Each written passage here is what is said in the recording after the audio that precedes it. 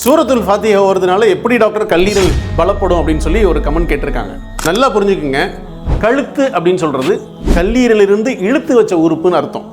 நம்மளோட தலையை நிர்வாகம் பண்றது, அதாவது மூளையை முளைப்பிக்க தேவைப்படக்கூடிய பொருள் எல்லாம் கொடுக்கறது கல்லீரல் தான். அப்போ இந்த கல்லீரல் மூளையை நிர்வாகம் பண்ணும். இந்த தலைக்கு இன்னொரு பேர் சிகரம் அப்படின்னு பேர். இந்த சிகரத்தில் பல சிந்தனையினால நம்ம மூளை குழம்பும், பயம் வரும், குழப்பங்கள் வரும்.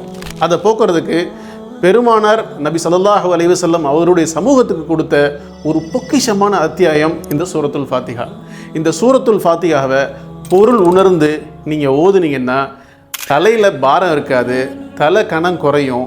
அதே நேரத்தில் அதோட தன்மை நம்ம கல்லீரலை பலப்படுத்தி தலைக்கு சீரமைக்கக்கூடிய நிர்வாகத்தை ஒழுங்குமுறைப்படுத்துறதுனால இது ஒரு அற்புதமான அத்தியாயம்.